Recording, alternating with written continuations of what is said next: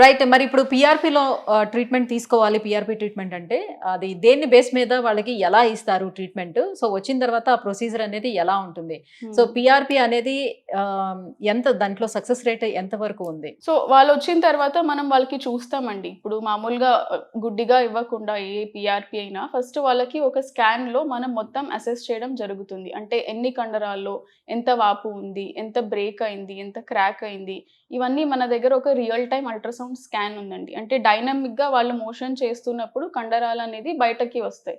So, ఆ కండరాలన్నీ చూసి దాంట్లో ఏ కండరంకైతే డ్యామేజ్ ఉందో ఆ కండరంకి పీఆర్‌పీ ఇవ్వడం జరుగుతది. సో, పీఆర్‌పీ మనకు తెలుసు. పీఆర్‌పీలో మనకు గ్రోత్ ఫ్యాక్టర్స్ ఆ కణాలుంటాయి. సో, ఎక్కడైతే క్రాక్ అయింది కదా! ఎక్కడైతే వాపు ఉంటది వాళ్ళకు, సో, పీఆర్‌పీ అనేది అక్కడికే ఇస్తాం. మళ్ళీ అది మషీన్‌లో చూసుకొనే ఇస్తాం. సో, దానివల్ల బ్రేక్ అయ్యుండే కండరం ఏముంది అది హీల్ అవుతది. సో, దీని హ్మ్. తర్వాత కొన్ని ఎక్సర్‌సైజ్ ఉంటాయండి. సో, మన ఫిజియోథెరపీ టీమ్ ఉంది. సో, వాళ్ళు ఎక్సర్‌సైజ్ చెప్తారు. సో, అది చేసుకోవాల్సొస్తది.